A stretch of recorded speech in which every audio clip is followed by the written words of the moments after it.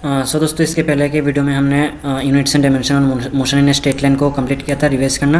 तो इस वाले वीडियो में हम मोशन इन प्लेन को कवर करने वाले हैं। ठीक है, तो अगर आपने वो दोनों वीडियो नहीं देखा तो जाके देख लीजिएगा। और केमिस्ट्री का, ऑर्गेनिक का भी मैंने ऐसे ही रिविजन कराया था एकदम अच्छे तरीके से 7-8 मिनट के अंदर, तो वो भी आप कर लीजिएगा। ठीक है, तो चलिए स्टार्ट करते हैं मोशन इन प्लेन। देखिए, मोशन इन प्लेन क्या, पहले आपको वेक्टर का कुछ कॉन्सेप्ट आपको रखना पड़ेगा। ठीक है, वेक्टर अपने मैथ्स में भी पढ़ा होगा, तो उसका एक ओवरव्यू दे देता हूँ मैं।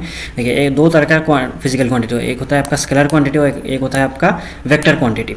ठीक है, स्केलर क्वांटिटी वो है जिनका सिर्फ मैग्नीट्यूड होता है लेकिन कोई डायरेक्शन नहीं रहता, उसे हम कहते हैं स्केलर क्वांटिटी। और वेक्टर क्वांटिटी जिनका मैग्नीट्यूड और डायरेक्शन दोनों रहता है, उसे हम कहते हैं आपका वेक्टर क्वांटिटी।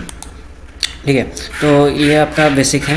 ठीक है, नेक्स्ट आता है आपका types of vector. Vector mainly 3 तरह के होते हैं, 4 तरह के होते हैं। ठीक है, एक होता है आपका पैरेलल वेक्टर। ठीक है, सेम डायरेक्शन। ठीक है, angle between them is 0। Antiparallel vector opposite direction, मतलब angle between them is 180 degree. Unit vector जिसका मैग्नीट्यूड आपका 1 रहता है। और कोलिनियर वेक्टर्स जो मतलब सेम ही लाइन से पास करेगा। ठीक है, मतलब ऑन द सेम लाइन और पैरेलल लाइन। ठीक है, उसे हम कहते हैं कोलिनियर वेक्टर। फिर कुछ आपका वेक्टर के लॉ आते हैं, जैसे ट्राइंगल लॉ, पैरेललोग्राम लॉ। ठीक है, ये बहुत ज़्यादा इंपॉर्टेंट आते हैं, मतलब बोर्ड्स के लिए भी इंपॉर्टेंट है ये। तो इसमें ट्राइंगल में क्या कहता है, अगर एक ट्राइंगल का, ठीक है, मतलब 2 वेक्टर अगर एक ट्राइंगल का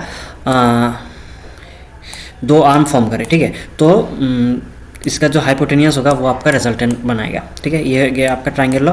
सेम पैरेललोग्राम लॉ में आपका अगर एक पैरेललोग्राम का 2 साइड आपका 2 वेक्टर से रिप्रेजेंट करता है, तो उस पैरेललोग्राम का आपका डायमीटर उस दोनों वेक्टर का रिजल्टेंट आपका एक्सप्रेस करेगा। ठीक है, इसका कुछ वेक्टर फॉर्मूला ऐसे देख लेता हूँ। और एक आता है आपका lemmas theorem.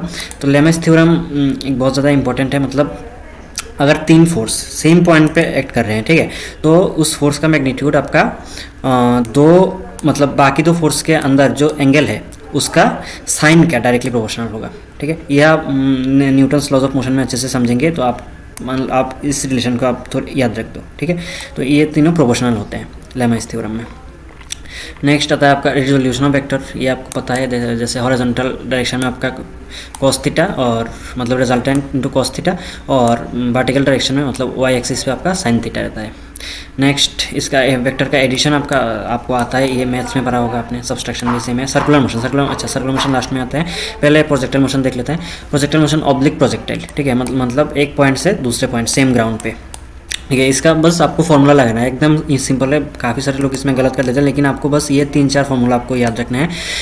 Time of flight का formula 2u sin theta by g. ठीक है, इनसे रिलेशन आता है। ठीक है, रिलेशन मतलब रेंज दे दिया, टाइम ऑफ फ्लाइट निकालना है, ऐसे ये आप प्लस माइनस करके आसानी से निकाल सकते हो अगर आपके ये फॉर्मूला रटा हुआ है तो। ठीक है, टाइम ऑफ फ्लाइट इतना ज़्यादा सोचने की बात नहीं है, आप बस इन फॉर्मूला को रट लो। रेंज का फॉर्मूला है u square sin 2 theta by g, height का फॉर्मूला है u square sin 2 theta by g. ठीक है, और ये इक्वेशन आपको बस मतलब रिलेशन आपको याद रखना है कि ये जो है ये आपके मतलब यूज़ करके इन्वर्सली प्रोपोर्शनल रहता है। ये बस आपको रिलेशन याद रखना है, उतना ज़्यादा इंपॉर्टेंट नहीं है। मोशन प्लेन में आपका डॉट प्रोडक्ट, क्रॉस प्रोडक्ट ये अपने मैथ्स में पढ़ा होगा, बहुत ईजी है।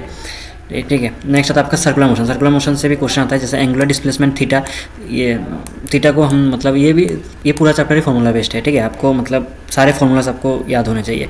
आर मतलब रेडियस इंटू मतलब एल का मतलब ये जो आर का जो डिस्टेंस है, ठीक है, एल इक्वल टू आर मतलब radius into angular displacement. Angular velocity equal to D theta by D T equal to 2π/t।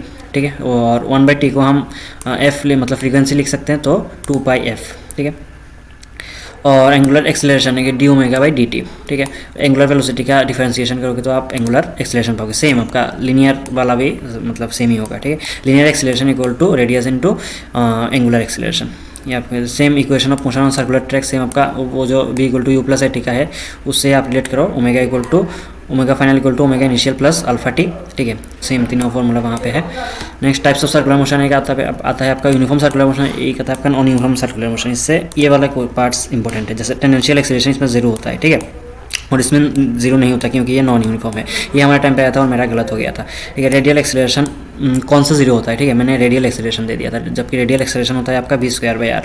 ठीक है, और नेट एक्सेलरेशन दोनों का आपका रिजल्टेंट होगा, ये आपको पता है। ठीक है, हो गया। नेक्स्ट हॉरिजॉन्टल प्रोजेक्टाइल मतलब एक हाइट से अगर आप कोई फेंको, ठीक है, उसके लिए एक इसमें भी सेव आपको फॉर्मूला आपको याद करना है। Time of flight equal to √2h/g। ठीक है, और range equal to u × √2h/g या फिर u × t। ये इसमें जितने सारे फॉर्मूला है ये नोट कर लो, ठीक है, इनको आप रट लो, आसानी से आपका क्वेश्चन बन जाएगा, ठीक है। और एक पॉइंट आपको यहाँ पे ध्यान रखना है, मतलब वो एकदम हाईएस्ट पॉइंट पे, ठीक है, हाईएस्ट पॉइंट पे आपका एक्सेलरेशन रहता है, या बहुत सारे बच्चे गलत कर देते हैं, एक्सेलरेशन नीचे की तरह रहता है, और तो हॉरिजॉन्टल एक्सेलरेशन रहता है, मतलब हॉरिजॉन्टल वेलोसिटी रहता है, ठीक है। Next relative motion in 2D plane, ये बोट एंड स्ट्रीम प्रॉब्लम, ये आपको मतलब वेक्टर लगा के दोनों को एक वेक्टर समझ के आपको करना होगा। जैसे मान लो टाइम का फॉर्मूला हो गया आपका distance divided by V cos theta. Cos theta क्यों? क्योंकि देखिए वी का डायरेक्शन है आपने ये, ठीक है, ये आपका वी का रिजल्टेंट, तो ये वाला भी हो गया आपका कॉस थीटा और ये वाला भी आ गया आपका वी साइन थीटा, ठीक है, ये गया आपका डिस्टेंस। तो इसमें एक लाइन पे लेंगे तो आप टाइम का फॉर्मूला आ जाएगा D divided by V cos theta. Same shortest path के लिए आप ये वाला फॉर्मूला लगेंगे वी का, और मिनिमम टाइम के लिए टाइम होगा आपका D divided by V. Same rain man problem के लिए अभी आप सेम लगा सकते हो, यहाँ पे रिजल्टेंट दोनों को वेक्टर मान के ये दोनों का रिजल्टेंट आपको निकालना पड़ेगा, ठीक है। और इससे आप एंगल भी निकाल सकते हैं, इक्वल टू मतलब tan theta equal to V man divided by, मतलब मैन का स्पीड डिवाइडेड बाई रेन का वेलोसिटी, तो theta equal to tan inverse ये होगा, ठीक है। Same rain is following at the theta with vertical, ठीक है। तो ये हमने पूरा मोशन प्लेन भी कवर कर दिया। अगले वीडियो में हम Newton's loss of motion cover करेंगे। तो चला गया तो लाइक करना, चैनल को सब्सक्राइब करना, ठीक है। तो मिलते हैं किसी एक नए वीडियो देखने के लिए। आपका बहुत बहुत धन्यवाद।